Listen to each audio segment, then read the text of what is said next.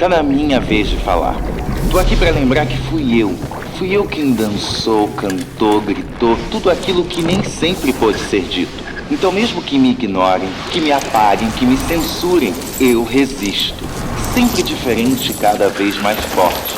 Sou toda forma de luta. Sou luz, sou plural. Sou a cultura da diversidade, sempre presente. 29º Festival Mix Brasil. Cultura da diversidade presente.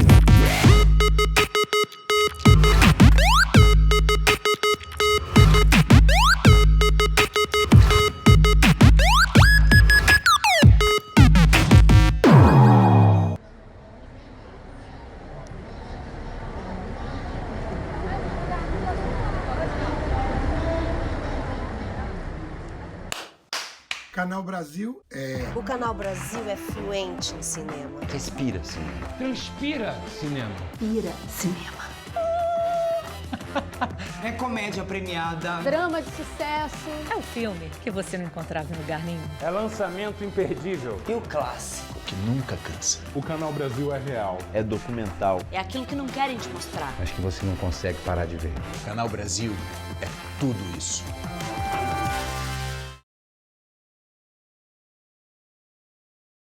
Educação pela noite. Sombras, sonhos, inconsciente, frestas da dissidência. Esse é o título de mais um encontro do 4º Mix Literário, no 29º Festival Mix Brasil de Cultura da Diversidade. Nesse encontro mediado pelo Tiago Loureiro, nós vamos conhecer a obra de 4 autores gays cis que recentemente publicaram livros em que a sua linguagem e a sua estética e narrativa é influenciada e é um experimento a partir desse lado, digamos, mais associado a esse guarda-chuva do noturno, que também é muito associado à própria cultura queer. Com certeza vocês vão conhecer obras muito, muito interessantes que vêm por aí e que estão acontecendo. Tenham um ótimo encontro. Olá, gente. Essa é a 4ª edição do Mix Literário. Eu sou o Tiago Loureiro, vou mediar essa mesa de hoje, intitulada Educação pela Noite, Sombras, Sonhos, Inconsciente, Frestas da Dissidência. Bom, eu sou um homem cis, branco, tenho cabelos pretos, barba, nem tão preta, já um pouco branca, óculos redondo, e eu estou vestindo uma camisa preta e atrás de mim está uma parede de tijolinhos. Eu sou graduado em Ciências Biomédicas, sou servidor público e tenho um doutorado em Educação pela Universidade Federal de São Carlos. Em termos de produções literárias, esse ano eu publiquei um texto em uma antologia intitulada Retratos Pandêmicos e agora o meu livro que está em pré-lançamento, intitulado Vinco, que é um livro aí que versa sobre desejos, sexualidades e dissidências. E compondo essa mesa que eu vou mediar, os prezados autores aqui então, que eu apresento na ordem que eu fiz as leituras das últimas obras deles. Então, o Tobias Carvalho. O Tobias nasceu em Porto Alegre, em 1995, é graduado em Relações Internacionais pela Universidade Federal do Rio Grande do Sul, é autor de As Coisas, pela Record, em 2018, que lhe rendeu o Prêmio Sesc de Literatura, e o seu livro mais recente, Visão Noturna, pela Todavia, agora em 2021. Arthur Araújo. Arthur nasceu em Campinas, São Paulo, em 1995. Ele é formado em Letras pela Universidade Estadual de Campinas, a Unicamp, e atualmente cursa o mestrado em Teoria Literária pela mesma instituição. Fantasma Voyeur é o seu primeiro livro publicado pela Ofícios Terrestres. Temos o Léo Tavares, nascido em São Gabriel, no Rio Grande do Sul. O Léo vive no Distrito Federal. É doutor em Artes Visuais pela Universidade de Brasília e pesquisa a relação entre a palavra e a imagem. é autor dos livros de contos Rui Barba do Deserto, pela Patois, em 2019, e Os Doentes em Torno da Caixa de Mesmer, pela Modelo de Nuvem, em 2014. Recebeu também o Prêmio Contista Estreante pela Festipoa Literária de Porto Alegre. Congresso da Melancolia foi publicado neste ano pela Urutau. E a última obra, Dark Room, a gente deixa para o final, sempre mais animado, Dark Room no final da noite, por Rafael Gurgel. Nasceu em Salvador, Bahia, no ano de 1995, quando o Sol cruzava o 12º grau da constelação de Escorpião. Ele é bacharel em Artes e Letras Vernáculas e mestrando em Literatura e Cultura pela Universidade Federal da Bahia. Dark Room é seu primeiro livro, publicado pela Escaleiras. Eu gostaria agora que...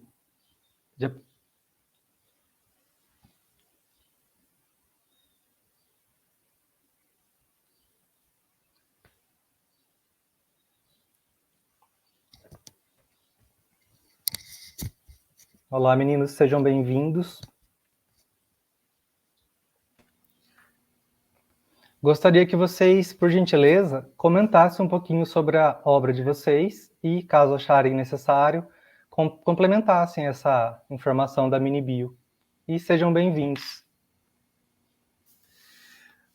Obrigado. Bom, vou começar então, já que eu fui o primeiro ali na tua lista. E aí, pessoal, tudo bem? Eu sou o Tobias Carvalho, eu vou me descrever então. Eu uso barba castanha e cabelo castanho, os olhos castanhos. Tô com uma camiseta vermelha e no fundo tem o meu quarto, que tem uns quadros e uns livros. E bom, eu tô lançando agora meu segundo livro, que é o Visão Noturna.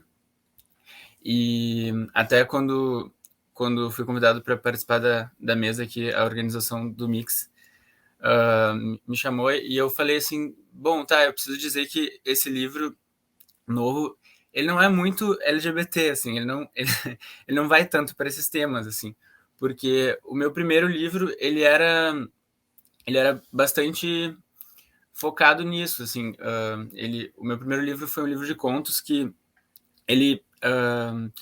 enfim, os contos todos têm personagens gays e falava muito sobre a relação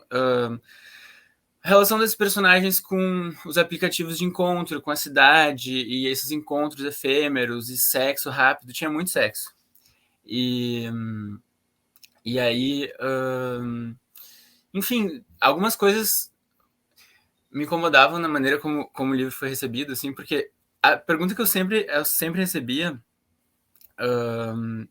era, sei lá, relativo ao que no livro tinha a ver comigo, assim, e o que era autobiográfico e etc.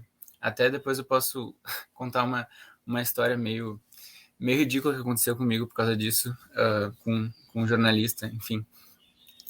Vai chegar esse assunto ainda. Mas enfim, pro meu segundo livro, eu queria criar histórias que não tivessem essa identificação, que as pessoas não pudessem fazer essa identificação, que os personagens não tivessem o meu gênero, a minha idade e o meu contexto, sei lá, Porto Alegre, etc. Para que ninguém lesse meu livro e pensasse, tá, isso aconteceu contigo. Então, eu queria fugir um pouco disso, eu queria fazer uma coisa diferente, assim. Então, eu fui para um caminho um pouco mais místico. Enfim, o meu livro, ele é um livro de contos, são 4 contos desse livro novo.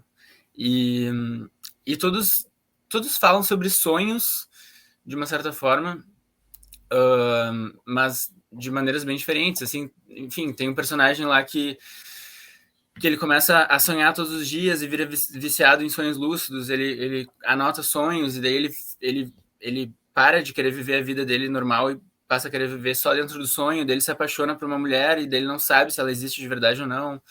Enfim, daí tem o outro conto que é uma mãe e uma filha e elas... acontece um acidente e elas têm um trauma que reverbera por vários anos, então elas começam a ter uns sonhos esquisitos depois de muitos anos sobre esses traumas e elas precisam revisitar isso. Enfim, nesse livro os temas são bem diferentes, assim, aparece aparece à noite, mas não exatamente da maneira como apareceu no meu primeiro livro, que era, enfim, tinha coisas com sauna e grandes putarias até. Um amigo meu me perguntou, me falou, que legal poder ler sobre putaria de novo. E eu falei, preciso te dizer uma coisa, meu livro novo não tem putaria nenhuma. E, enfim, é isso aí também. Mas vou deixar para o resto do pessoal falar e depois eu retomo um pouco. Fiquem à vontade, gente. Pela ordem, sem ordem. Eu acho que eu fui o segundo a ser apresentado. Eu já não lembro. Eu sou o Arthur Araújo. Eu sou autor do Fantasma Voyeur. Me descrever, né? Eu estou vestindo a camiseta preta, tenho um óculos que quase não aparece, de armação transparente. Eu estou aqui na minha sala com estante, quadros atrás, e estante de livros, pilhas de livros. Eu tenho cabelo preto, uma barba meio mequetrefe e pele branca, morena, bronzeada. Eu sou autor do Fantasma Voyeur, que é também um livro de contos, ou pequenas narrativas, como eu prefiro chamar. Eles não são contos com começo, meio e fim, como a gente poderia ler o conto, mas o conto também não é isso, né? Desde seu início ele tem esse conflito na definição formal, né? E todos os outros gêneros, sei lá, se a gente pensar. Mas são pequenas narrativas que nem sempre contam uma história, às vezes são reflexões sobre a forma de morar, a forma de habitar, de se relacionar. E é muito engraçado o Tobias falar sobre essa questão autobiográfica. Eu estava respondendo uma entrevista essa semana, e aí a jornalista pergunta justamente: o seu livro me parece muito autobiográfico, porque em certo texto você diz que gostaria de ser escritor desde criança. E aí, na resposta, eu tinha que modelizar isso, né? E falar, pera lá, não sou eu quem diz, é o narrador, né? Mesmo que ele diga em primeira pessoa, mesmo que o personagem tenha o mesmo nome que o meu, né? Que o nome conhecido, como acontece em algum texto, não sou eu quem diz, né? É o texto quem diz, é o narrador. E eu tava aqui me debatendo sobre essa questão autobiográfica. Eu pesquiso sobre isso na obra do João Silvério Trevisan, no mestrado. E a minha obra fala um pouco disso, o meu livro, e me interessa pensar isso na literatura brasileira contemporânea, como a gente cai um pouco nessa armadilha do autobiográfico, né? As pessoas LGBTQs+, as literaturas queer e de outras supostas minorias, né, ditas minorias, caem nesse tipo de pecha, né, de sempre escrever autobiografia ou autoficção. A gente tem esse conceito também, né, que é muito caro à literatura contemporânea. E eu acho que tem dois perigos aí. Eu não sei se a gente vai falar mais, eu tô roubando o tema da discussão, mas a gente tem dois perigos aí, né, que é do lado do leitor, empobrecer a leitura e tudo tem um rastro no real. Então você escreve putaria porque você fez lá, e que vida agitada que é a sua, que legal.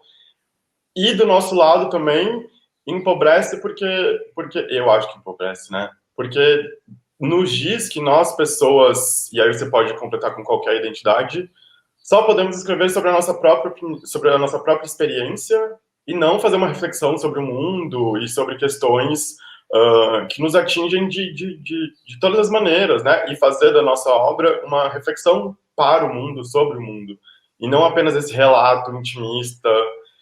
Então, meu livro tenta deslizar e desdobrar bastante sobre essa questão da intimidade, essa suposta intimidade, esse suposto conforto na intimidade.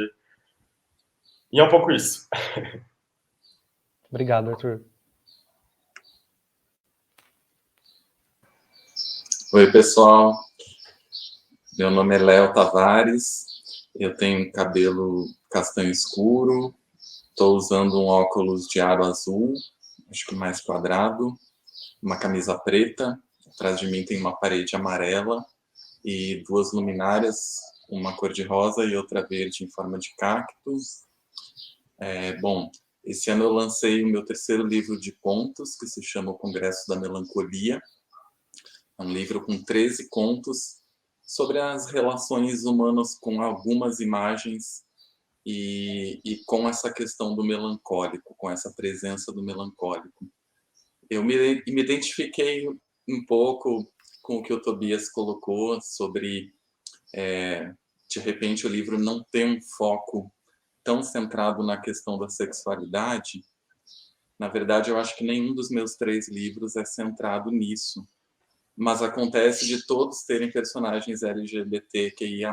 Então, eu acho que uma constante no que eu tenho escrito é a presença dessas personagens. Mas os temas em si, eu creio que sejam focados nessa questão da melancolia, da solidão, enfim, outras questões humanas subjetivas, né? E eu tenho me voltado um pouco para a obscuridade, e acredito que seja um livro que fale bastante desse aspecto do sombrio e de uma certa fantasmagoria que nos acompanha, de certas questões do passado, mas também de um espírito do tempo, que creio que agem em perturbação com alguns símbolos, com algumas imagens. A minha formação é em artes visuais, então eu gosto de abordar a questão da imagem dentro dos meus textos, e esse livro eu acho que é o livro dos que eu escrevi que mais fala sobre elas, né? Sobre a questão da arte, sobre a presença da história da arte, e também das outras imagens que não estão dentro de um cânone, digamos assim, mas fazem parte da cultura visual, enfim, o nosso modo de nos relacionarmos com imagens particulares, imagens afetivas também. E eu acredito que o livro fale disso. São 13 contos, cada um com uma personagem que está se dirigindo a um congresso de artes visuais chamado Congresso da Melancolia, que é um evento bastante obscuro, que não fica muito claro no livro exatamente sobre o que trata, em termos específicos, mas em termos gerais trata da questão da melancolia nas imagens. Então essas personagens estão se dirigindo a esse congresso, cada uma para lidar com um tema específico, enfim, todas têm alguma relação muito profunda com alguma imagem, e isso é desdobrado ao longo dos contos. O livro é dividido em 3 partes, e essas partes levam o nome de gêneros da pintura. A primeira delas se chama paisagem, a segunda autorretrato, e, por fim, natureza morta. E acho que é isso, resumidamente. Obrigado, Léo. Oi, gente, eu sou Rafael Gurgel, eu tenho 25 anos, sou de Salvador. Me descrevendo, eu tenho cabelo preto, barba preta, estou vestindo uma camisa estampada, cor-de-rosa, sou branco e tenho uma parede lisa, cinza, atrás de mim. Eu estou lançando esse ano meu primeiro livro, estou embarcando nessa aventura que é assustadora de lançar o primeiro livro. Antes de publicar, eu achava que seria só felicidade, só alegria, mas é uma trajetória que também coloca nossas inseguranças, né? Quando você expõe pela primeira vez para o mundo alguma coisa que você escreveu. Meu livro partiu basicamente de dois atravessamentos. Um era que eu queria ver Salvador, pelo menos a Salvador em que eu circulei na literatura. E o outro era que eu sempre pensava, e por isso que eu gostei muito do nome dessa mesa, eu sempre tive a impressão de que quando eu saía à noite, fosse para encontrar outros boys ou não, fosse só para, sei lá, sentar numa mesa de bar com os amigos e beber uma cerveja, eu sempre voltava muito cheio de histórias, né? Se eu saísse para me encontrar com um boy, imediatamente assim, depois do sexo, quando acende aquele cigarro, eu também voltava muito cheio de histórias. E aí eu pensei muito nisso, assim, a noite realmente vai nos transformando um pouco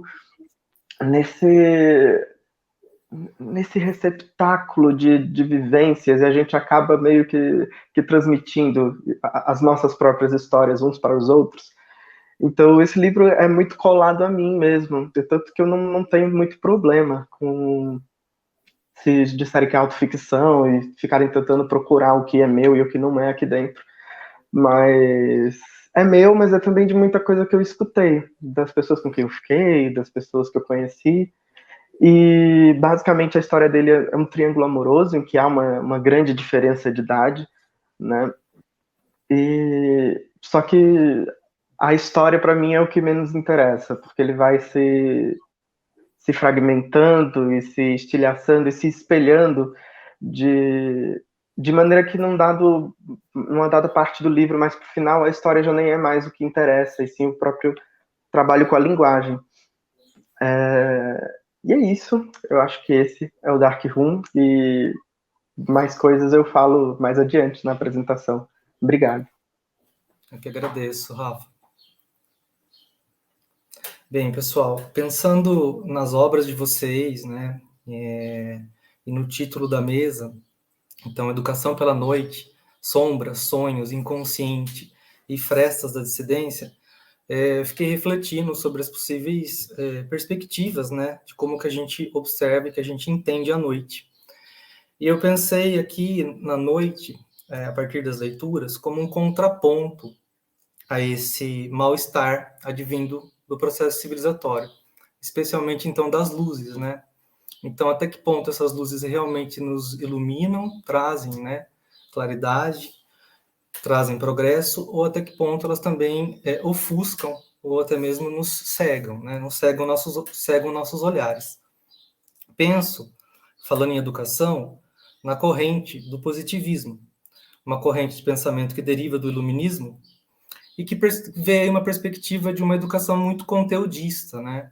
Que enaltece muito as ciências naturais em detrimento das artes literárias. E é uma educação que vislumbra aí muitos resultados objetivos, ou seja, aquilo que a gente possa mensurar, aferir, quantificar, quando não, ordenar, normatizar, certo?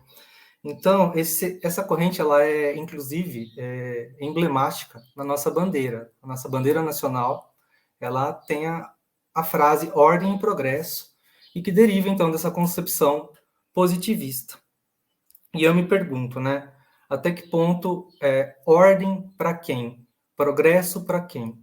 Né? Ordens para uns, progressos para outros? E essa ordem, ela pode designar um sistema de normas e práticas que vem aí, então, para disciplinar corpos, disciplinar os sujeitos, disciplinar os desejos. E pensando nisso, inclusive, a obra do Arthur traz, ele faz uma interlocução muito interessante com alguns aspectos teóricos, gostei muito, e me remeteu no momento à questão da célula familiar, quando ele faz essa interlocução com o Foucault. Mas então, eu pensei, especialmente, no dia, como essa perspectiva do controle, da ordem, da dominação, e a noite, da objetividade, e a noite como uma alternativa, que pode ser apresentada, então, narrativamente e miticamente como um espaço de experimentação das nossas forças psíquicas mais profundas e das nossas potencialidades indomadas, que aí eu acho que a literatura de vocês nos apresenta de uma maneira tão interessante. E pensando nos elementos comuns nas obras de vocês, eu observei especialmente questões que são perpassadas relacionadas às angústias nas narrativas, as angústias dos personagens, as inquietações, a própria melancolia. Sobretudo no período da infância e da adolescência. Ambos perpassam por isso. E as narrativas, como elas se desdobram, como vocês desdobram isso nos personagens depois na vida adulta. Isso me chamou muita atenção nas 4 obras, seja em um conto ou outro, mas isso esteve presente, que eu acho que é um fio que eu observei enquanto leitor na obra de vocês, que une as obras de vocês. E eu gostaria de perguntar para vocês, a propósito, vislumbrei isso também a partir de grandes 2 instituições, a família e a escola.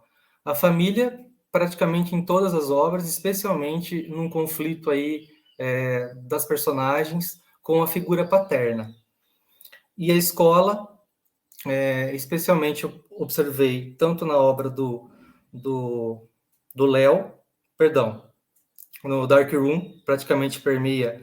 Então, uma frase que me chamou muita atenção aqui, eu sempre ocupei esse entre-lugar. afeminado o suficiente para ser ofendido na escola e machinho o suficiente para não apanhar da rua. Isso para mim foi muito emblemático como experiência de bullying. E também na obra do Tobias, quando ele versa ali sobre as questões do quanto permeia o sonho em um dos contos, os traumas que esse personagem sofreu na infância. A minha pergunta para vocês, nesse sentido, que eu acho que congrega as 4 obras, é se vocês poderiam comentar um pouquinho como que foi esse processo de criação da escrita do livro de vocês, a partir dessas narrativas, então, da vida adulta, mas influenciada pela infância. E o quanto que a infância de vocês, infância e adolescência, nesse período juvenil, influenciou, enquanto escritores gays, influenciou nas obras que vocês escreveram nesse momento. Vocês poderiam comentar um pouco?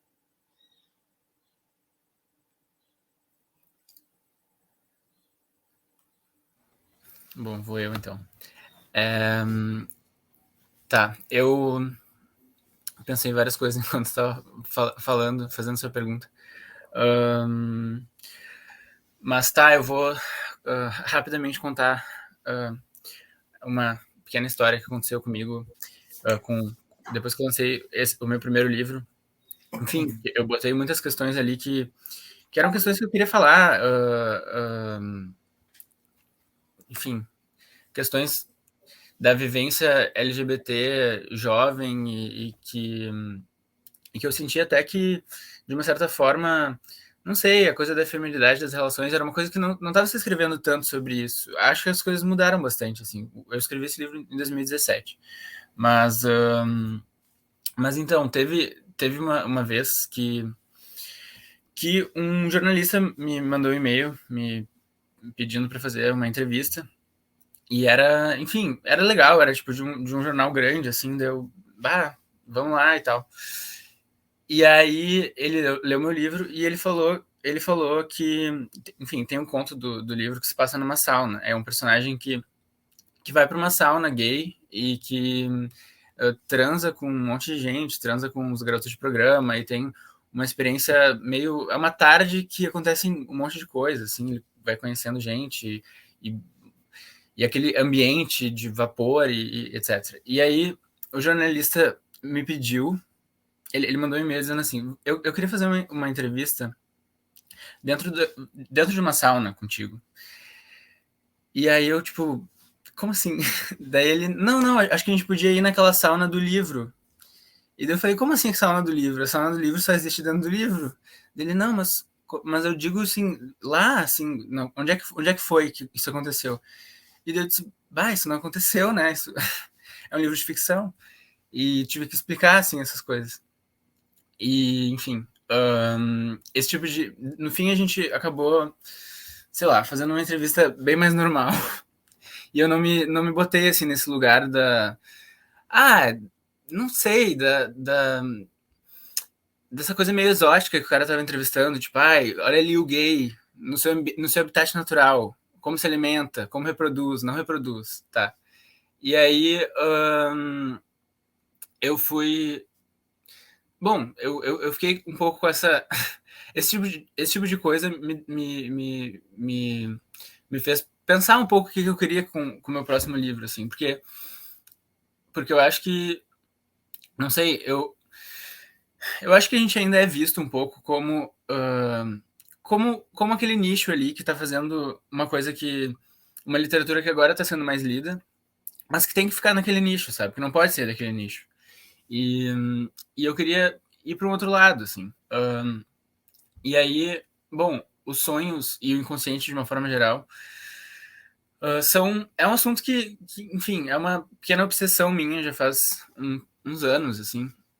Eu vi um filme há muito tempo chamado Waking Life, que é um filme do Linklater, o cara que fez Boyhood e a trilogia dos Antes do Amanhecer e tal.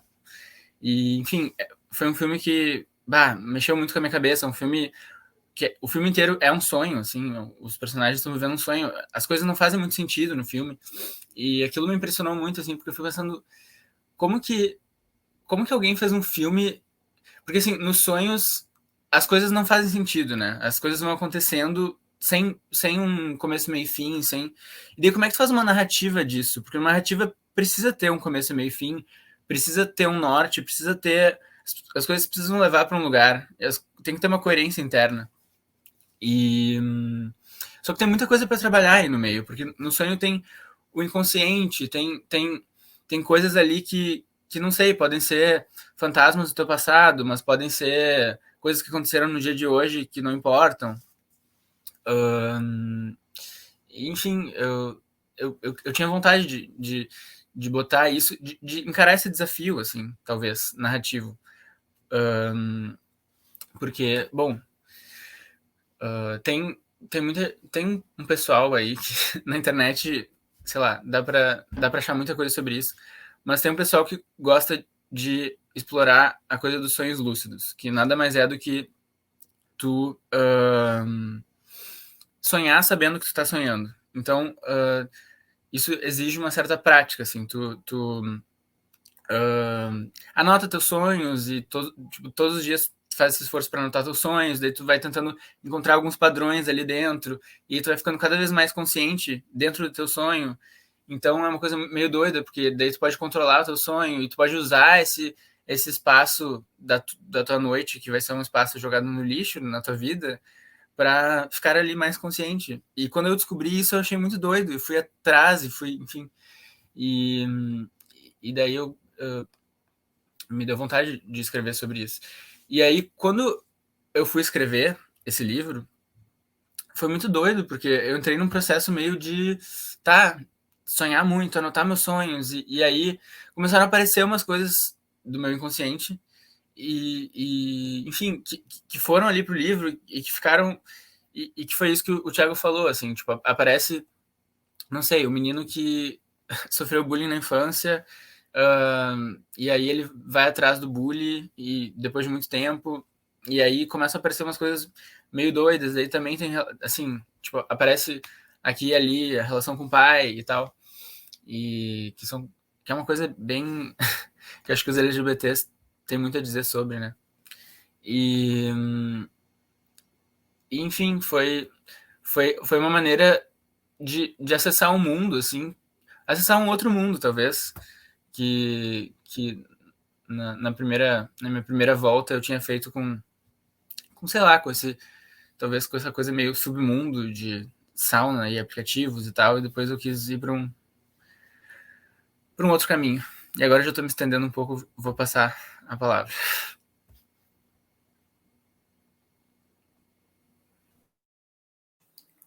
Fiquem à vontade, gente.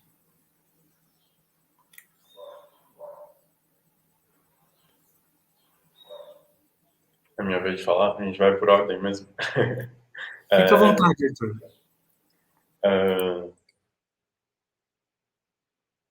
Primeiro fazer um adendo, eu não sou gay, eu me identifico como bissexual, e eu acho que é interessante a gente abrir essas dissidências, né? Não que, pra mim, eu acho que isso não importa muito, mas é interessante, somos 4 homens aqui, enfim, é interessante abrir essas brechas de dissidência, já que estamos falando disso e de como essas coisas recalcadas aparecem. Eu acho que o Thiago foi muito feliz no começo da fala dele, quando ele falou que a noite é um contraponto ao processo civilizatório. Até anotei aqui. E engraçado ouvir o Tobias falando que uma história tem começo, meio e fim e precisa chegar a algum lugar. Precisa chegar a algum lugar, assim, é interessante. E como o sonho, né, se a gente foi construído, né, historicamente, como esse homem iluminista, né, iluminado, ciente das suas... supostamente ciente dos seus desejos, né, o homem cartesiano, o sonho é o contraponto, o sonho à noite, né, o sono é esse contraponto, né, que o Freud vai lá, né, que a gente não controla e deixa escapar. Por que eu sonhei isso? E é muito interessante essas coisas, sempre me interessou. Eu acho que o meu livro tem diversos textos que começam com sonhei, são são relatos de sonhos, né? Sonhei que... eu estava relendo o meu livro para a mesa, é muito doido essa experiência, né, de reler o próprio livro. E tem um dos textos que chama Sonhei com um Homem Enforcado. E como o texto tem, eu relendo ali, tem um aprendizado pelo sonho, pelo sono, assim, de como... E aí me remeteu ao nome da mesa, né, Educação pela Noite. Ali tem um aprendizado, é a história de um sujeito que tá dormindo, e como o título diz, ele vê um homem enforcado em cima da cama dele, só que ele se deita e segue dormindo. Depois, acordado, ele relembra que aquela figura enforcada é o pai ou o avô dele, e ele descobre pelo sonho que o avô dele morreu daquela forma, só que aquilo nunca foi contado para ele. E ele fala que aquilo que foi recalcado pela família, né, aquela morte, aquele suicídio do avô, passou de pai para filho, né, e aí do pai dele para o personagem, né, que está narrando, para o narrador, pelo sonho. Aquilo que foi recalcado foi transmitido pelo sonho, pelo sono, assim, de alguma forma, aquele segredo, aquilo que se manteve como segredo, e rompeu, e foi transmitido na tradição familiar, né. Tem várias coisas sobre a Shoah, né, a literatura de testemunho da Shoah, que pensam sobre esses traumas transmitidos, né. E aí, voltando ao meu texto, esse narrador fala assim, talvez aquela morte, talvez aquele sonho seja uma forma seja um aprendizado transmitido, né. Além de aprender as violências que eu aprendi com os homens da minha família, né, com a violência transmitida pelos homens, né, a forma de ser homem aprendida com os homens da família, eu possa aprender a morrer e encerrar essa transmissão de violências, assim, como aquilo também poderia ser um aprendizado, como ele poderia ter vislumbrado um fim para essa transmissão de violência, ou a partir desse aprendizado e romper de alguma forma, ou interromper essa forma de ser homem que transmitiria a violência e essa violência contra si mesmo, né? Eu acho que esses temas familiares, esquisitos do sonho, né? Essa coisa do recalcado, do reprimido que a gente aprende com a família, né? Aprende na família, são temas bastante caros ao meu texto e a mim também sempre me interessou essas histórias estranhas, né? Que ficam misteriosas, que ficam secretas, ficam silenciosas, silenciadas, e que a gente vai trazendo, assim, né, de como a família não é essa coisa confortável e apaziguada, não só para pessoas LGBTQs, né, a gente sabe que o maior número de violência contra as mulheres e crianças são perpetradas por homens da família, né, então todas essas supostas minorias sofrem nesse campo e como a gente precisa rever, né, ou olhar de novo, é uma questão que eu acho que a gente pode aprender na literatura e com a noite também.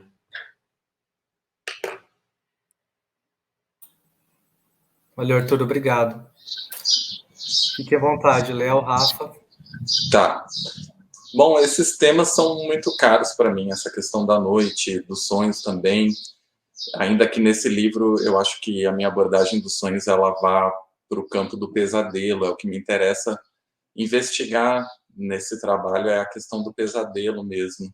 E dos símbolos, né? Eu acho que a infância ali está carregada de símbolos, mas também é um espaço formativo, significativo demais. Então, eu tive que passar por ela em alguns textos. O primeiro conto do livro traz essa questão da infância e essa questão do pesadelo também, sobre um personagem que é artista e pinta apenas cavalos, ele faz uma sucessão de retratos de cavalos, e a gente vai descobrindo o porquê dessa obsessão. Então tem toda essa questão da fantasmagoria do cavalo, a relação dessa figura equestre com o pesadelo, né?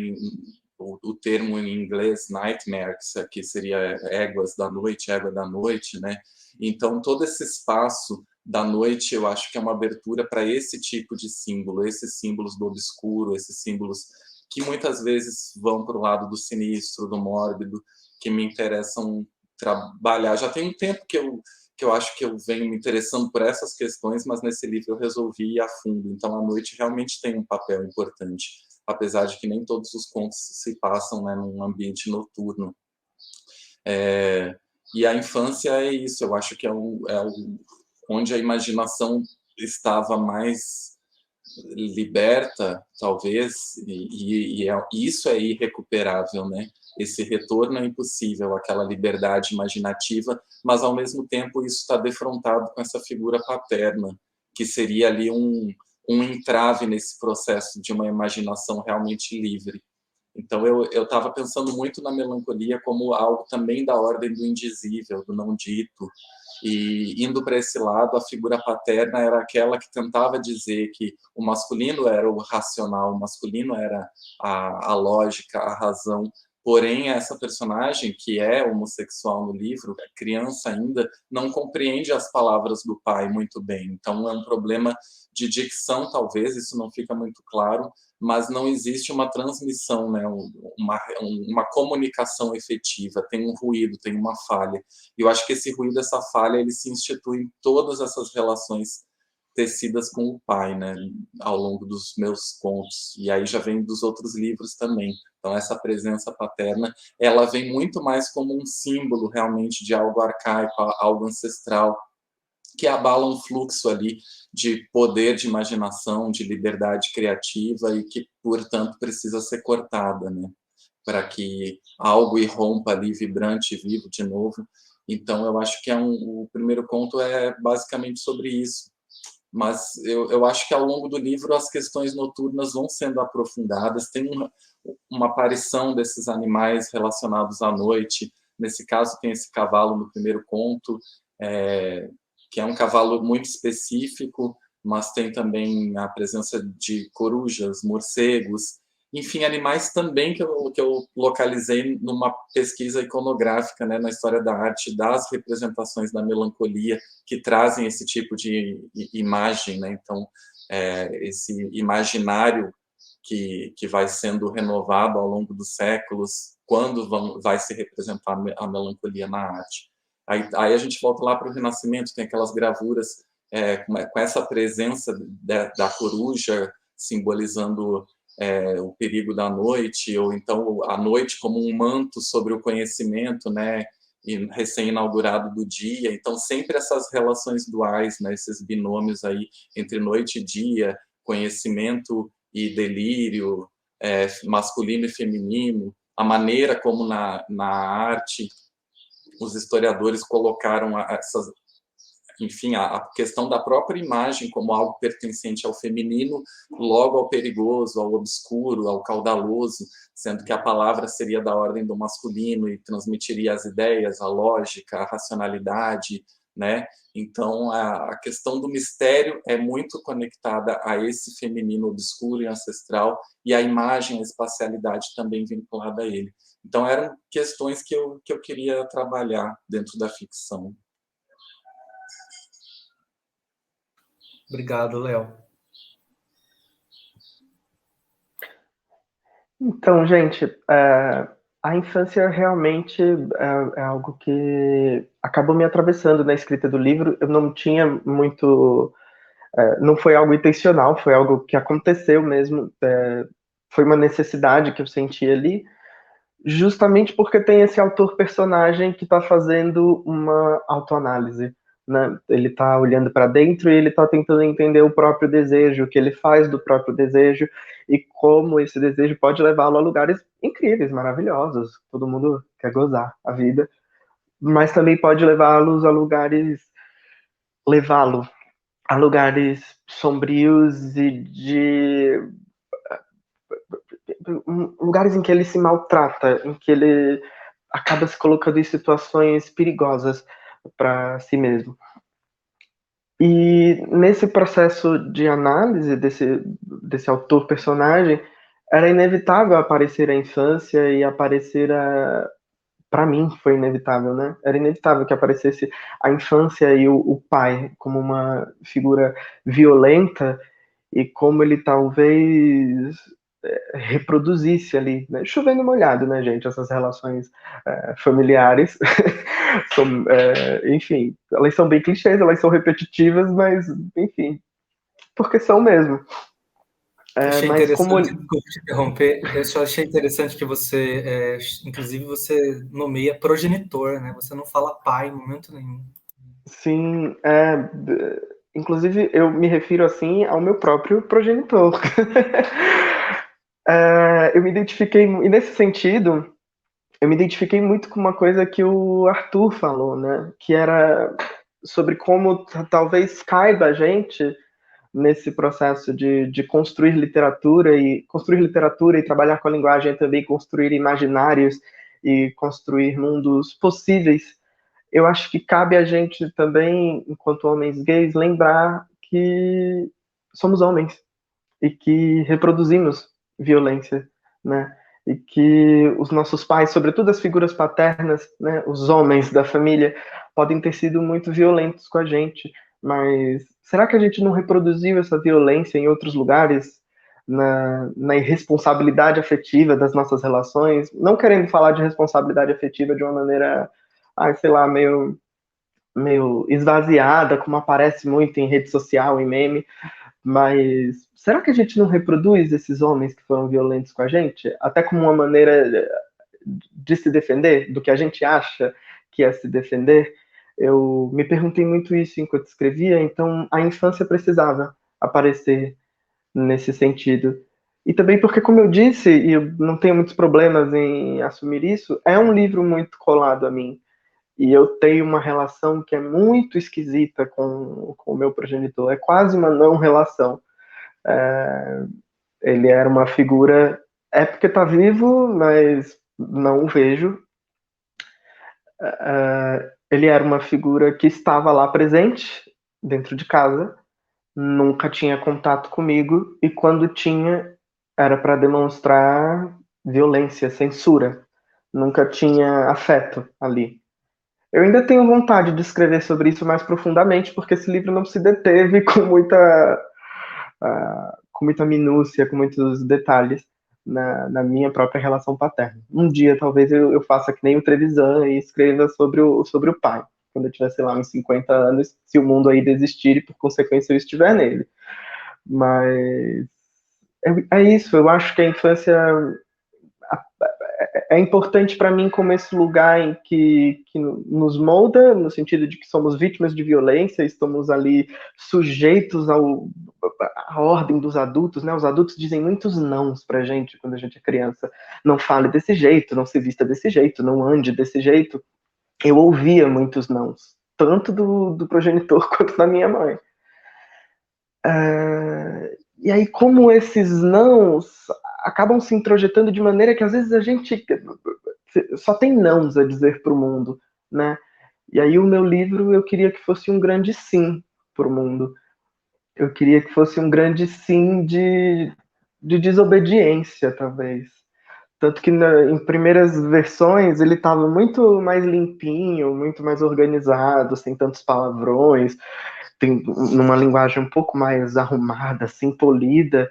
E me aconteceu de eu ler Chelsea Girls quando eu estava escrevendo, e aí eu percebi, não, caramba, é para sujar tudo, é para sujar tudo. E aí quando eu comecei a sujar, foi quando eu entrei num lugar de absoluta liberdade, e talvez eu tenha recuperado um pouco dessa imaginação tão fértil que a gente tem na infância, né?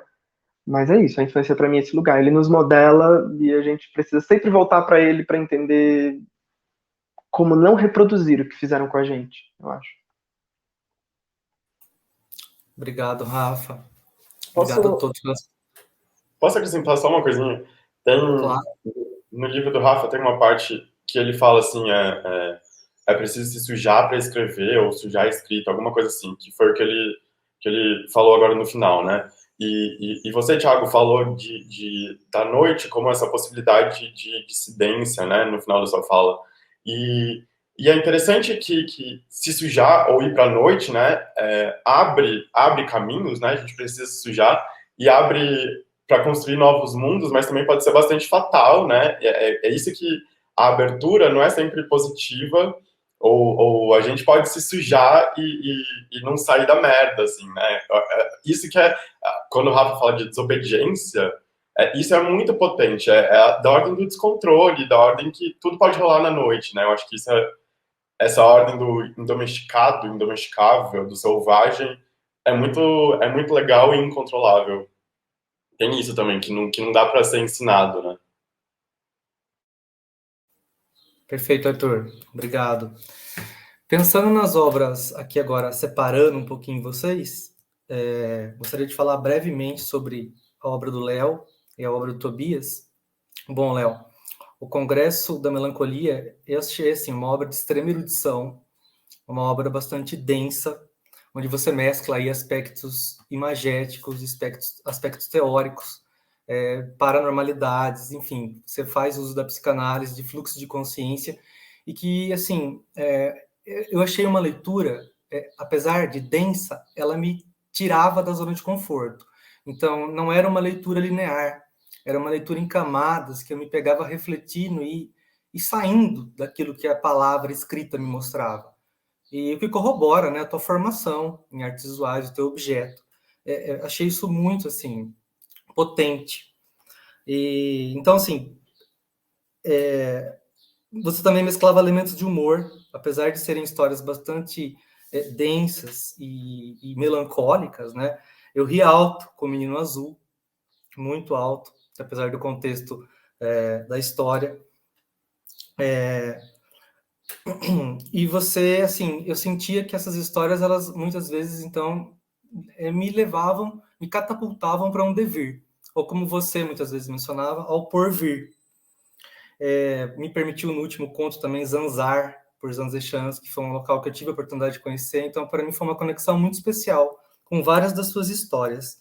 E teve uma coisa muito legal também, que eu acho muito bonito falar isso, sobre os encontros, né?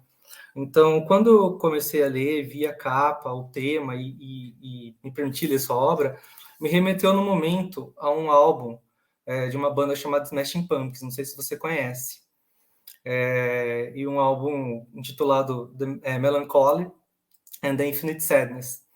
E a capa do livro, assim, a capa do álbum dessa banda dizia muito, eu acho, dialogava muito com o teu livro, pelo que eu li dessa capa, porque foi um álbum que marcou muito um período muito especial da minha vida, que foi a adolescência, o entreabrir do meu armário, enfim.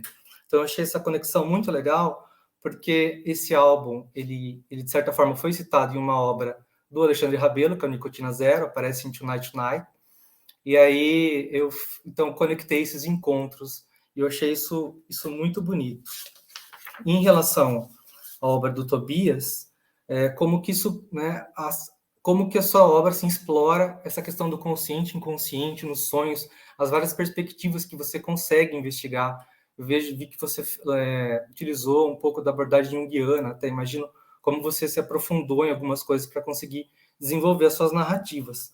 E nessa mescla entre imaginário e real, que ambas as obras assim tão bem contemplaram. Confesso, Tobias, que eu fui fisgado por duas histórias, especialmente, então a romanticidade e o Tive um Sonho Recorrente, para mim, me tocaram de uma maneira muito especial. E o que eu achei muito interessante também, por uma leitura e uma perspectiva pessoal da minha leitura da sua obra, Tobias, é que você versa sobre essas questões, né, do imaginário do real a partir dos sonhos. E eu sou uma pessoa que tem uma relação controversa com sono, noite e insônia. Então, eu já tive bastante recorrências em aspectos da insônia e também já fui acometido por terror noturno. E especialmente numa época depois que meu pai morreu, no ano de 1997. Então, eu comecei a ter esses episódios de terror noturno depois desse fato muito marcante na minha vida. Então, a sua obra ela me tocou muito nesse sentido, me fez rememorar várias coisas, inclusive me incitou a insights muito interessantes, que eu vou trabalhar melhor na análise. E, assim, então, algo que eu vi em comum, que me chamou a atenção nessas duas obras, uma levando o sonho como esse catalisador, esse mediador entre imaginário real, entre consciência e inconsciência, e o Léo com esse aspecto da melancolia, que também ele usa ali, faz valer de algumas acepções de melancolia, mas também nessa conexão, nesse intermediário entre consciência, consciente, inconsciente, imaginário e real. E o que eu queria saber de vocês dois é o que motivou vocês a escrever sobre tais temas, e entre esse vagar entre o imaginário e o real, para onde, Tobias? Para onde os sonhos podem nos levar, Tobias? E Léo, para onde a melancolia pode nos levar?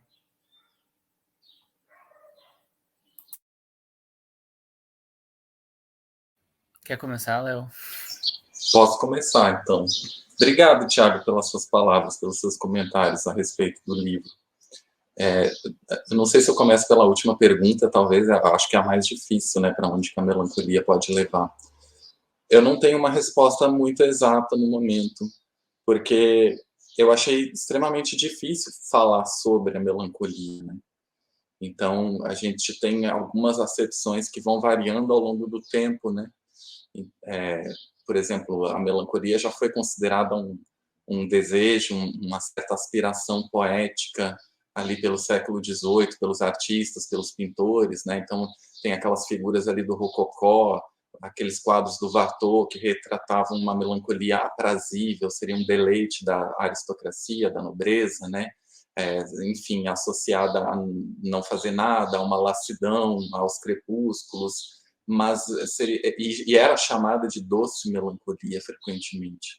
E depois tem aquela acepção da psicanálise mesmo, que já vincula a depressão, enfim, a doença, e que é, de certa forma, um retorno a uma ideia da antiguidade que relacionava a melancolia à bile negra, né? É daí que surge a palavra, inclusive, aquelas teorias da antiguidade relacionando os humores. E, enfim, a ideia, para mim, chegou no ano de 2019, que foi um ano que eu estava finalizando uma tese em artes visuais. E, dentre as questões que eu abordava na tese, tinha essa presença da melancolia em fragmentos de texto, porque eu trabalho com colagem também, e é uma colagem que é feita com fragmentos de textos, né, que eu retiro de palavras cruzadas e de livros de gramática. E eu estava buscando unificar, para mim, assim, o que me conduzia àquele tipo de texto, o que era aquele tipo de texto que me atraía para recortar e colar, enfim, fazer imagens a partir deles. E eu comecei a perceber que talvez esse assunto fosse a melancolia, talvez existisse uma atmosfera ali do melancólico permeando essas escolhas. E aí eu comecei a pesquisar um pouco sobre a melancolia. Foi um ano que eu frequentei muitos congressos de arte, viajei muito para esses congressos, apresentando o meu trabalho, e aí essa questão, aos poucos, eu fui me aprofundando nela, né? E nos intervalos da escrita da tese eu escrevi os contos, então foi um processo meio que paralelo. Por isso que algumas passagens eu acho que foram um pouco contaminadas pela teoria, talvez. Eu espero que não tenha ficado nada pedante, maçante demais, porque eu tentei realmente dosar essas coisas para que não tivesse essa característica. Não ficou. Ai, que bom. Porque, enfim, em algum momento eu acredito que a minha intenção fosse encontrar uma fisionomia de uma melancolia contemporânea, e isso eu não consegui encontrar, tanto na tese quanto no livro, né? Então eu tenho muito definida qual que é uma imagem da melancolia do século XVI, lá do Renascimento, e a imagem da melancolia do Romantismo, e até da modernidade ali, dos finais do século XIX, mas que quando vem as vanguardas ali, né, históricas e enfim, depois eu acho que as coisas cada vez elas ficam mais dispersas, mais difusas e difíceis de falar. Eu acho que a imagem a partir do século XX ela é muito difícil de falar, por mais que ela seja figurativa, gráfica e tenha um compromisso muito mais profundo com o real, que muitas vezes ela se confunda com o registro do real. E aí a gente começa a ter as imagens do horror, as imagens da guerra, as imagens de fato de eventos, né, que aconteceram, a fotografia, o cinema, enfim. Só que essas imagens acabam se complexificando, eu acho, para falar sobre a melancolia, a ponto que a gente chega no 21 com essa profusão dessa questão do digital também e essa experiência entre telas, e eu acho que isso complexifica ainda mais a questão a ponto de que talvez uma fisionomia da melancolia nesse século só exista na imaginação. E aí é outro aspecto que a imaginação entra para mim dentro do texto de uma forma meio que forçando passagem as questões relacionadas à imaginação, ao construir imagens via imaginação, que isso para mim é muito importante. E nem sei se eu me desviei totalmente da pergunta. Não, acho que foi super coerente. Mas é isso, eu acho que falar sobre imagens é difícil e falar sobre melancolia é mais difícil ainda. Eu acho que esse é o lugar realmente das coisas indizíveis que, ao serem trazidas para a linguagem, elas acabam se transfigurando de algum modo. Enfim, eu não consigo definir algo. A pergunta seria o que a melancolia pode trazer. Eu não sei, eu acho que só uma tentativa de reflexão, uma tentativa de tocar. Talvez ela esteja muito próximo da utopia nesse sentido, porque ela é o irrealizável também, né? Ao mesmo tempo em que é sentida com toda a densidade. Obrigado, Léo.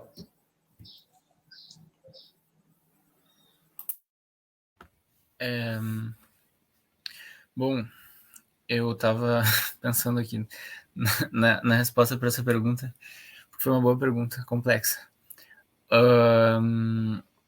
Mas, bom, esse livro, O Visão Noturna, é um livro de contos, são 4 contos, mas eu gosto que os meus livros...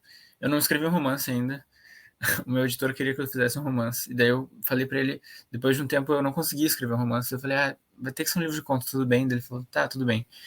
Mas eu gosto que os livros que eu escrevo, eles tenham ligações, assim, que eles não sejam só livros de contos que não tenham nada a ver uma coisa com a outra, assim. E acho que a maneira que eu encontrei para fazer essas ligações foi muito através desses temas que eu estava escrevendo, sonho, trauma e tal.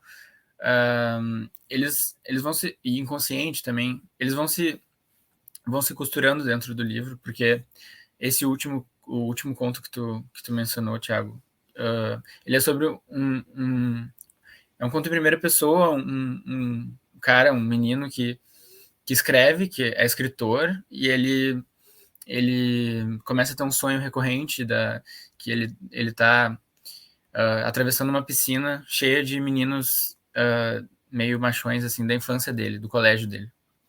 Ele começa a ter sempre esse sonho. E ele vai atrás, enfim, ele fala com o psicólogo, ele fala com uma amiga, e aí ele fica meio que se debatendo, tipo, o que eu faço? Por que esse sonho não para de aparecer? Por que esses meninos da infância estão voltando? E aí ele, enfim, começa a lembrar desse menino que era um bully dele de quando ele era menor, e que quando ele se assumiu, depois ele se assumiu e se sentiu super bem, depois ele saiu do colégio e tudo mais, mas aí, enfim, esse sonho estava voltando e tal. E aí ele vai atrás, ele vai atrás desse cara, ele tenta descobrir onde é que o cara tá e tal, para entender o que tá acontecendo, assim. E aí uma coisa que eu pensei no meio do caminho, assim, foi assim, tá, por que um sonho de um personagem, ou enfim, mesmo que fosse um sonho meu, por que isso interessaria a outra pessoa, sabe? Tipo assim, isso que eu falei um pouco antes, assim, sobre, tá, uma história tem que chegar num lugar e tal, é mais no sentido de, bom, se eu vou contar um sonho, só um sonho sem pé nem cabeça, por que ele vai interessar a outra pessoa?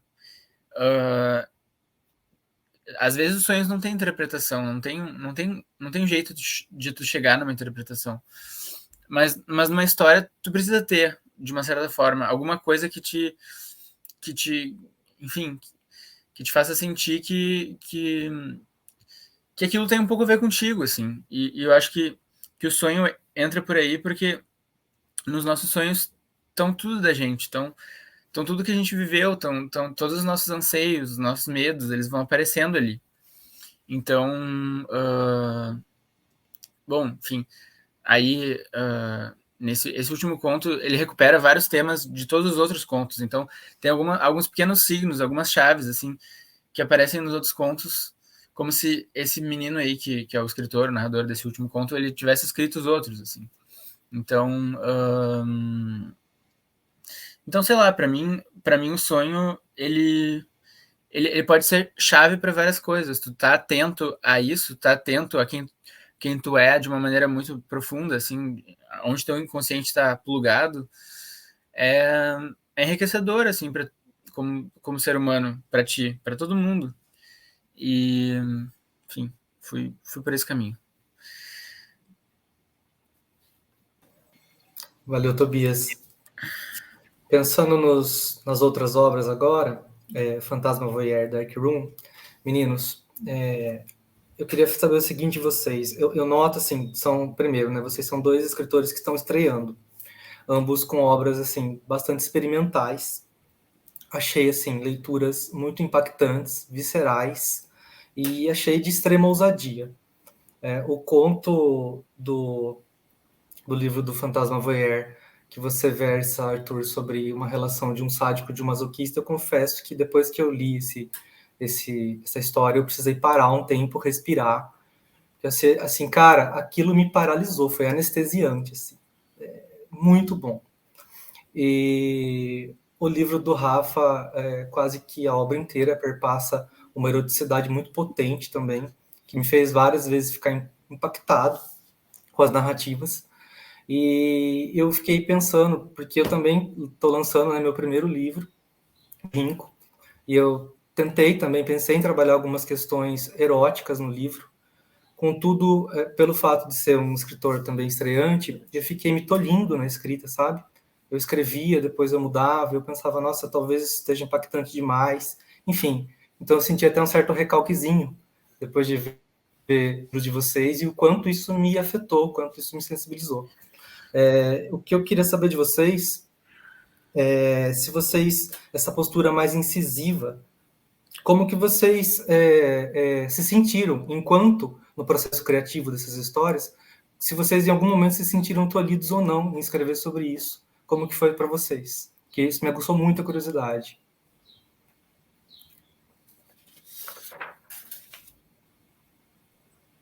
Bom, vou começar então para quebrar um pouquinho a ordem do Arthur sempre falar primeiro.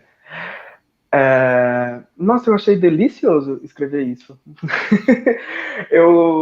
Na verdade, foi das coisas que mais me deram segurança ao publicar, assim. Como eu disse lá no começo, né? Publicar o primeiro livro traz muitas inseguranças pra gente. E eu sempre pensava assim, nossa, se o livro não for assim tão bom, pelo menos eu vou fazer alguém se divertir. Porque eu acho realmente algumas coisas ali bem excitantes e eu quis ir para esse lugar mesmo. Eu costumo ler contos eróticos. Sabe quando você vai nesses sites que você joga no Google assim, contos eróticos? E aí você abre, e aí tá lá aquela galera que sempre diz, essa história aconteceu mês passado, e é sempre real, e sempre encontrou um cara super pausudo que comeu sei lá, no banheiro, no ônibus, enfim. Eu adoro ler essas coisas, e eu acionei um pouco isso quando eu estava escrevendo. Acionei um pouco não, acionei bastante. Quando eu entendi que eu podia sujar, que eu podia desobedecer, eu falei, velho, eu tenho esse repertório de ficar lendo conto erótico, vamos para esse lugar e espero que alguns leitores se divirtam, literalmente, lendo o livro. Foi para mim uma coisa deliciosa e uma coisa que eu não pretendo abandonar assim na minha escrita. Eu gosto de ler sobre sexo, ler cenas de sexo acontecendo quando elas estão lá, sabe, cruas, descritivas. O pau entrou no cu e tinha a porra escorrendo, enfim. Eu não gosto muito de quando o sexo é descrito cheio de firulas, para não parecer que aquela galera ali da cena tá transando. O nome do livro é Dark Room, eu tinha que trazer putaria mesmo, e aí eu fui nisso de cabeça, e eu acho que é uma das grandes forças do livro. Eu até me animei para falar disso, adorei que essa pergunta foi feita. Claro que teve momentos em que eu pensei, isso pode fazer eu ser muito mal recebido, ou então me colocarem numa caixinha de literatura pornográfica, em que eu seria só isso, né? Meu livro seria só uma grande putaria, seria só um grande conto erótico que você vai lá no Google e acha. Eu tinha medo disso, mas eu sempre pensava que... Eu sempre pensei isso, assim, tipo, apesar de me trazer insegurança, era talvez uma das grandes forças do livro. Pelo menos eu acredito que é uma das grandes forças do livro. Por isso que não me constrangeu tanto assim. E, aliás, eu fico cada vez mais à vontade com isso, né? Não me constrange mais. Fico muito feliz em saber disso, de verdade. Tomo como uma lição. Arthur. No final do livro do Rafa, é meio que uma proposição, assim, né, de escrever enquanto você transa ou enquanto você assiste alguém transar. Essa atitude da inscrição da vida na literatura, né, ou essa posição também um pouco voyeur, para trazer para o meu livro, do escritor ou do leitor ali próximo, mais distante também, né? É muito interessante, eu acho muito, muito legal essa proposição que o Rafa traz lá no final do livro, né? E aí, quando ele explode a linguagem e ele vai fazer essas coisas. Esse conto que você mencionou, Thiago, chama justamente conto erótico. E eu acho que ele sintetiza de maneira metafórica o que eu quis fazer com o livro, né? Então, o título tem essa relação com a literatura, né? Com o gênero, com esse gênero baixo, diminuído do conto erótico, da literatura pornográfica. E ali, naquele conto, tem a história, né, de um sujeito que está apanhando do seu algoz, do seu dominador.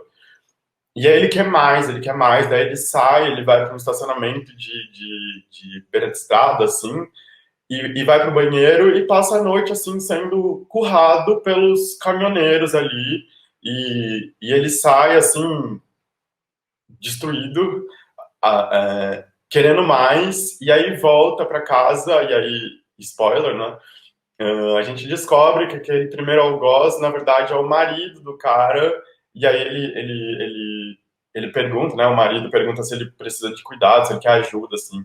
Uma das versões do conto, o título seria Conto Erótico de um Masoquista Doméstico. Alguma coisa assim. Mas aí eu acho que eu entregava tudo já no título e eu quis brincar justamente com o gênero conto erótico. Então, nesse texto, ele traz essas questões com a literatura, com as formas de habitar, de se relacionar, com essa insaciedade que a gente sente um pouco hoje, né? De querer sempre mais, essa forma de subjetividade insaciável, que nos possibilita coisas novas, mas também nos coloca de um jeito, pode nos colocar de um jeito bastante narcisista em relação ao mundo e aos outros. Mas, sobre sua pergunta, eu acho que a partir do momento em que eu deixei de enxergar, ou fiz esse exercício de deixar de enxergar, escrever sobre sexo como uma polêmica, a partir do momento, para mim, que a gente deixa de tratar os assuntos como polêmica, então vai falar sobre família, vai falar sobre sexo, vai falar sobre o que quer que seja. Se a gente perde essa posição, essa posição mesmo, esse gesto de tentar polemizar ou entrar numa polêmica, parar de encarar aquilo como tabu, a gente vai de um jeito mais produtivo, eu acho. Eu acho que o sexo já não choca mais, eu acho que esse tipo de atitude não era o que me interessava nesse conto, por exemplo. O que me interessava nesse conto era muito mais a violência, e aí deixar de maneira explícita a relação entre sexo e violência, né? Prazer e desprazer, e como não são coisas ambíguas ou contrárias, mas como elas podem se juntar de uma maneira exótica ali nesse conto e de outras tantas formas na nossa vida, né? Não só nesse tipo de prática sexual, mas como de diferentes maneiras a gente faz coisas que nos dão desprazer e a gente continua fazendo, né? Batendo a cabeça. Então eu acho que a partir do momento que a gente perde um pouco essa atitude de tentar polemizar ou tentar fazer para chocar, eu acho que é enriquecedor para a gente, porque nos libera dessas travas, assim, e para o público, assim, para a recepção, para a história da literatura, assim, eu acho que é importante polemizar no sentido de combater, de disputar, de disputar sentidos. Eu acho que a gente tem feito aqui, a gente já atravessou esse tema, mas não pelo choque, assim, porque pelo choque vai causar um espanto ali de primeira, mas não tem muita coisa além do choque, né? O que fica depois do choque? Eu acho que a partir desse momento pensar nessas coisas, assim, né? Eu acho que pode agregar coisas mais interessantes, talvez. Talvez. É uma aposta. Não, mas achei fenomenal, porque apesar de todo o impacto, são cenas muito fortes, né, na narrativa, mas você consegue trazer outros temas, né, a questão da monogamia e propriamente daquela questão do habitar, do lugar ou não lugar, ou do entre lugar, como ele é, né, sem dar spoiler também, mas já dando a receptividade afetiva ali. Então isso talvez tenha me chocado ainda mais do que toda a questão erótica que você mencionou. Parabéns, achei fenomenal. Enfim, pessoal, estamos chegando já próximos do final. Gostaria de trazer aí uma questão muito breve sobre essa questão que vocês estão falando do tabu, né, de romper com essas questões dos tabus, de falar sobre, de expor, o tabu do cu, que a obra do Rafael de Dark Room tão bem nos traz. Eu pensei aí, né, na questão do Brasil 2021, que eu falei lá no começo do Ordem em Progresso, e que hoje a gente tem o cu, inclusive, como local para ocultar dinheiro, né, no parlamento brasileiro. E, enfim, algo que também me chamou muita atenção, Rafa, é que, assim como a obra do Tobias me deu um puta de um insight, a sua também me deu uma frase final em Glory Hole. Quando você, falando sobre as questões, me fez rememorar o início da minha graduação. E como eu mencionei, foi em Ciências Biomédicas, então um curso com o viés, né, das ciências da saúde, das ciências biológicas, e uma perspectiva bastante positivista de ensino. E aí eu tinha, nessa época, uma figura-imagem, uma certa figura até de herói, de um professor. E o sobrenome dele era Pica. E eu pensava, puta, acho que eu posso, né, ocultar esse nome, um sobrenome talvez que dê para ocultar. Pensei no Pinto. E aí falei, puta, mas meu orientador de doutorado tem o sobrenome Pinto. Vejam só como essas alegorias fálicas permearam a minha vida, né? E, enfim, Pica lecionava sobre uma disciplina que falava sobre vírus, falava sobre bactérias, e era uma época, final dos anos 90, início dos anos 2000, que falava-se ainda na faculdade, inclusive, sobre os grupos de risco. Né? Imaginem vocês quem eram os grupos de risco nessa época. E eu, aquele jovem, né, entreabrindo o meu armário, com todas as minhas questões, tentando sair da minha prisão heteronormativa, tentando romper com essa bolha que me aprisionava. E eu não me esqueço que esse professor, que ele foi inclusive paraninfo da minha turma, porque além de muito carismático, ele era muito competente tecnicamente, então ele era muito bom naquele ensino técnico, mas me marcou muito em um contexto de aula que ele falou assim: o ânus não foi feito para relação sexual. Cara, isso me pegou assim, me martelou por muito tempo.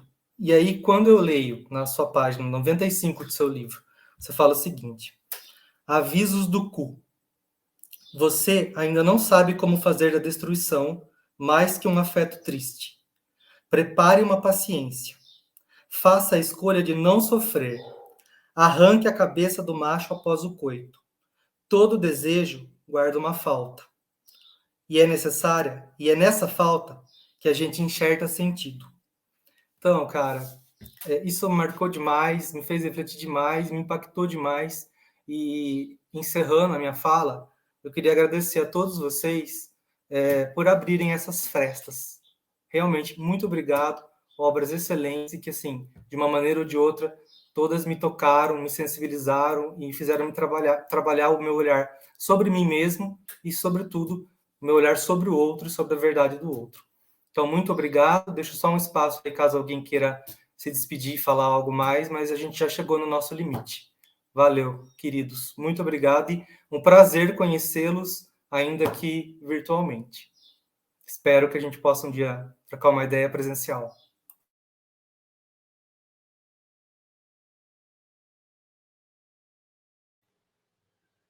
Só queria agradecer, então, o Thiago, o pessoal do Mix Literário. Obrigado, colega de mesa. É isso, obrigado. Também, gente, queria agradecer, mandar um abraço para todo mundo. Foi uma mesa muito legal. Muito, muito linda, muito enriquecedora e pessoas diferentes falando. Muito bom. Obrigado, Thiago. Obrigado, Mix Literário. Arthur, Tobias, Rafael.